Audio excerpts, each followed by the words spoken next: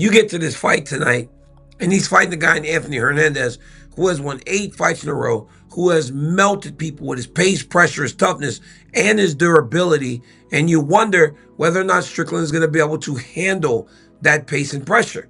The fight starts, right?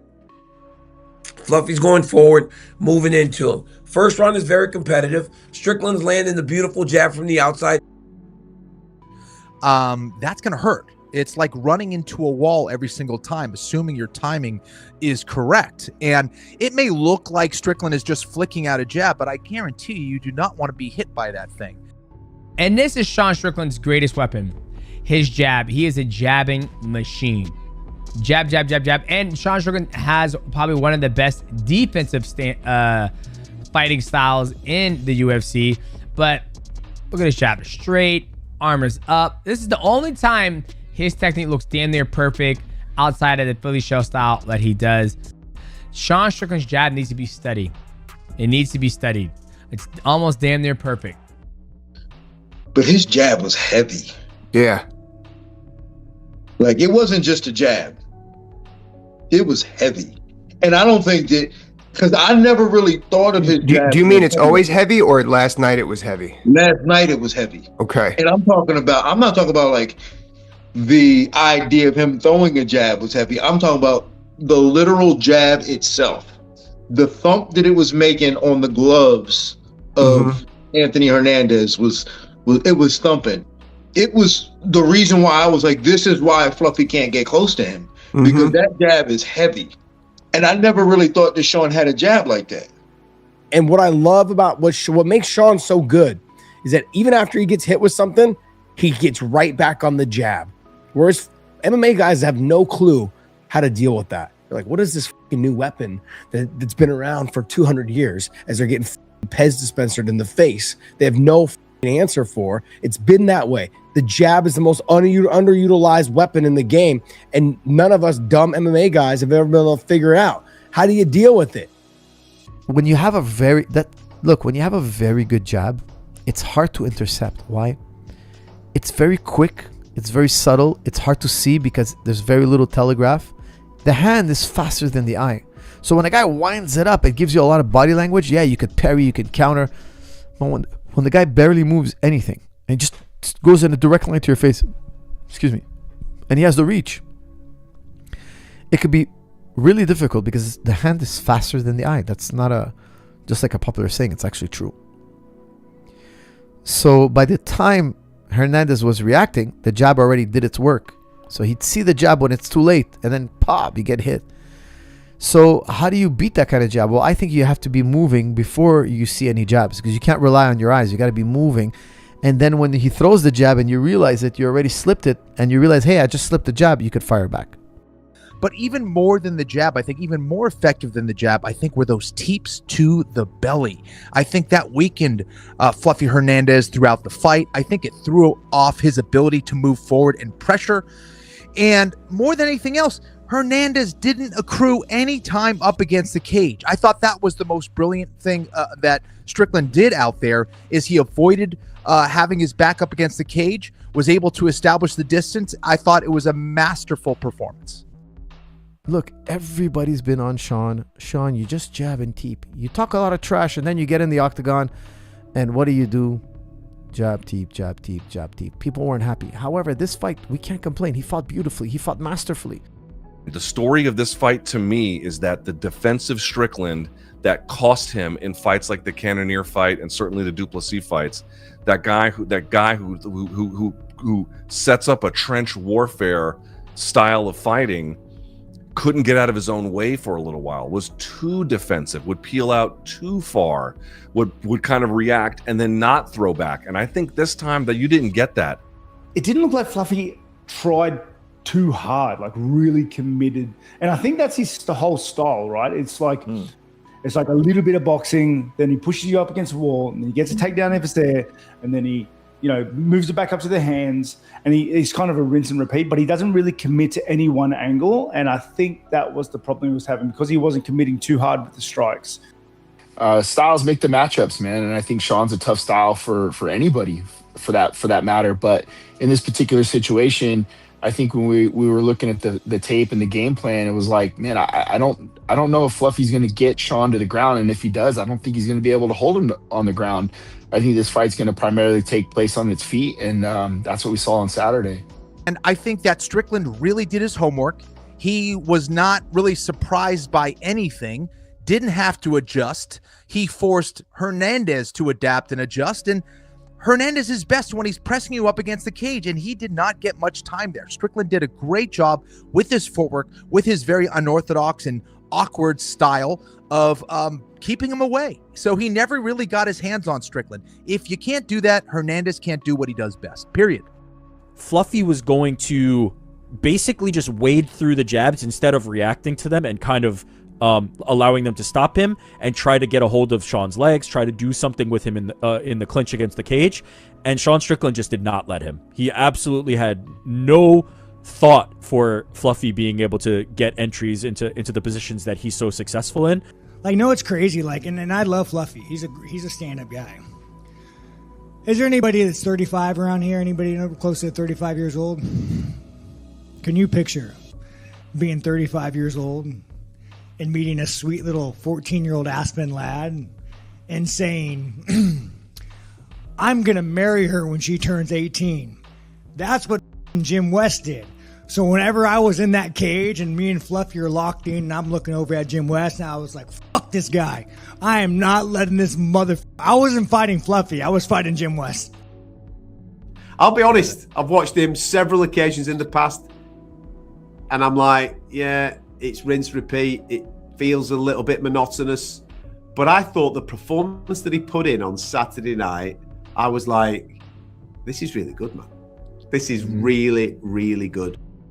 Sean Strickland sets up. Sean Strickland is like a medieval castle with a moat around it. It's, if you can break through all the lines of the defense, the archers from on top, the moat is filled with, bubbling oil or something, or, there's people are sticking knives out for guys trying to climb the castle walls. It's a castle wall with all the defenses that come with it. The jab was there all night. The counter wrestling was fantastic. Every time Fluffy was digging for something, Sean would get those underhooks and bring them right back up. And it looked like Fluffy had nothing for him. Once plan A was out the window, which was I'm going to march him down and break him with my cardio, there was no plan B. Man, Sean works really, really hard, especially on the wrestling side of things. We might not see it so much in a fight, but we're talking 3 days a week, Monday, Wednesday, Friday, and not to mention the sparring rounds. But Monday, Wednesday, Friday, he's grappling, he's training hard. Dennis Davis put together a great curriculum for Mondays. Then Wednesdays and Fridays, Sean's kind of running his own practice with some of the best guys in the room, Jason Manley and Alex Polizzi, these great wrestlers coming in. So he took it very seriously. We knew their path to victory would be to try to wear on Sean and drag Sean into deep waters with the mat returns and the wrestling side of things. And, fortunately for us, Sean was well prepared, and we never got to see that angle of Fluffy's game. I just think at the end of the day, guys, I have some of the best grappling in the world. I train with some of the best grapplers. I think he probably shot on me and said, oh, fuck.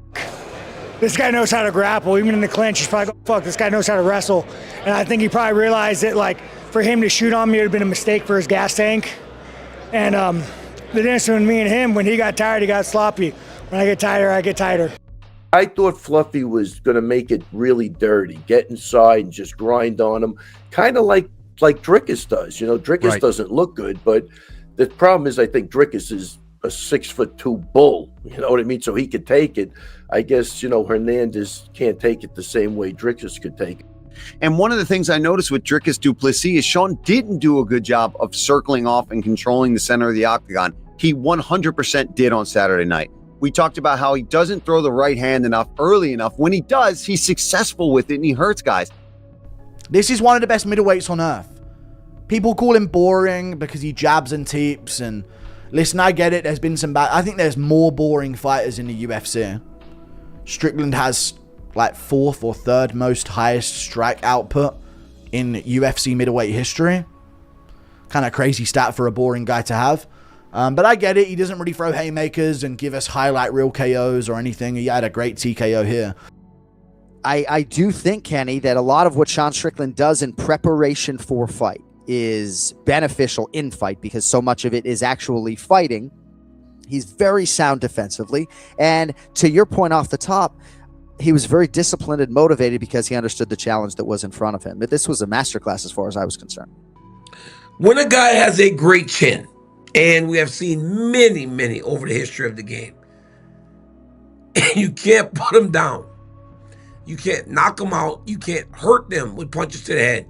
What do? You go to the body. Because Anthony Hernandez pressures so much, he puts himself in the range for knees, especially if you have the ability to knee going backwards or knee whenever a guy's pressing into you. That's exactly what Sean did. Sean hit him with a knee, and for the first time in years, I saw Anthony Hernandez retreat because he was hurt.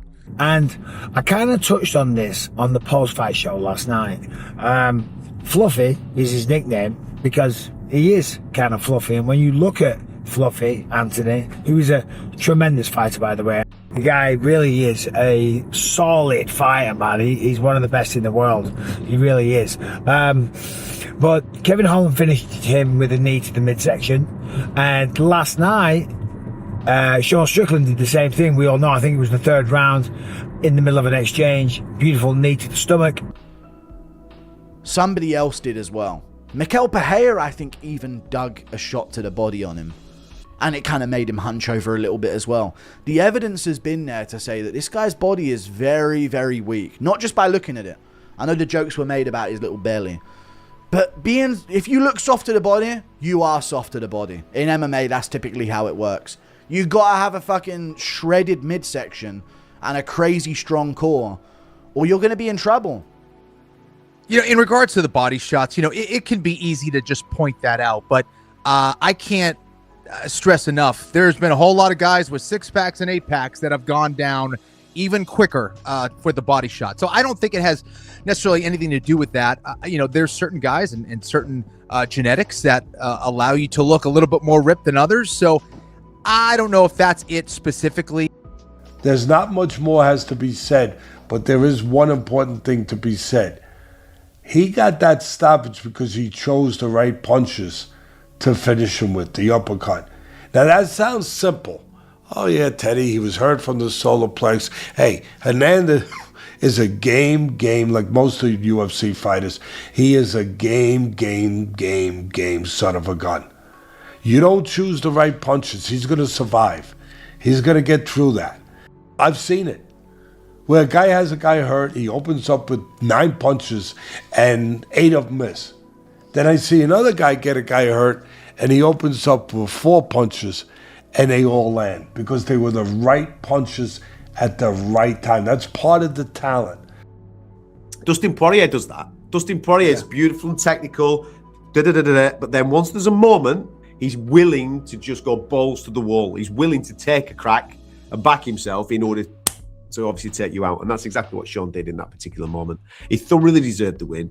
I'm glad that it didn't go the full 25 minutes and it just became a monotonous procession. I'm glad that there was a rubber stamping at the end because then it reignites the conversation about Sean Strickland. What do you do next?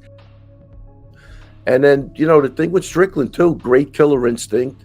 You know, it's funny how he can go from just jabbing you to death and then he just turns it up as soon as he realizes he's got you in trouble. And that's a fighter, man. He could take it, he could dish it out.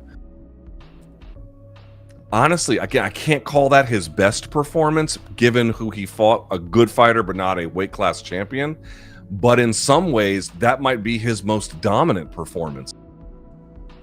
$100,000 performance bonus for Sean Strickland, who is now 6-3 in UFC main events. This man has really stepped up for the promotion, right? You can maybe say in another breath that he takes some of that away, if that is your opinion, because of some of the on-mic stuff, even though I know he does rally people behind him with certain things he says that are of a competitive spirit.